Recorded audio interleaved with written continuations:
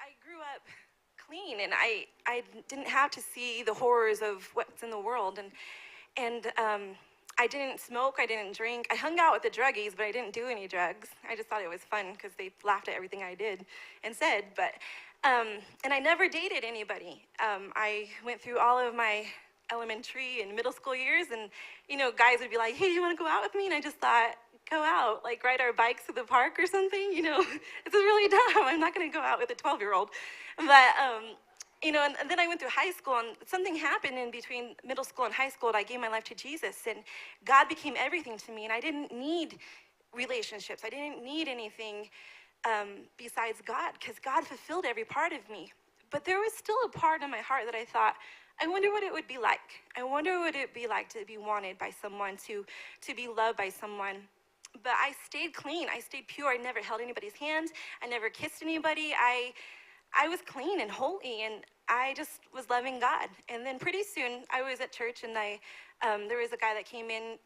I lived in Clovis at the time, and there's a Air Force base there, and there was a guy that came in, got saved, and we were going to church together for a while, and pretty soon he wanted to date me, and so we started dating, and everything was really clean. But we didn't put up any boundaries in our relationship. And pretty soon, we just started like holding hands.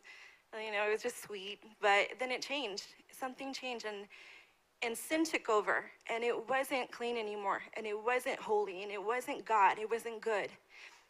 And you might be saying, what's the big deal? Sex outside of a marriage is, it's fun, or it's normal.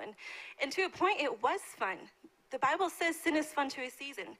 But I remember just watching his car drive away after we did something together, and I just felt dirty, and I felt so sick inside. I wanted to throw up sometimes. Like, this was me. I used to be clean, it's not me anymore. I'm doing stuff I said I would never do that I never even thought of before, and here I was a slave to it. I couldn't stop. Sometimes I would say, well, I'll break up with him. I tried to break up. I broke up with him like 3 times. And I was a slave to that sin. I would go back to it over and over again, like a dog to its vomit, the Bible says. And I came to a point, and I cried out, and I said, God, I don't want to live this way. I know what it's like to be clean, to be holy, to have you in my heart, to feel you in my life, to know that my mind is clean. And I don't have that anymore, and I'm miserable. There's some pleasure, but soon, whenever you start having an intimate relationship with somebody, that's all your whole relationship turns out to be. You don't have that connection of talking anymore. You don't have that connection of finding out who that person is, because it's all sin, and you become a slave to it. And so pretty soon, that's what it was all about. And I was tired, and I couldn't in my own strength break free of it. But God came in, and he arranged some situations to where we broke up, and I just said, I want to serve God. I'm not going to do this anymore. But at that point, I was so broken. I just thought I was soiled, that God couldn't use me anymore, that I was dirty and not worth anything. I was like an unpaid whore is what I felt like. And I just remember crying, and I said, God, I am nothing. There's nothing in me that I can give you, nothing that I can offer you. I'm dirty.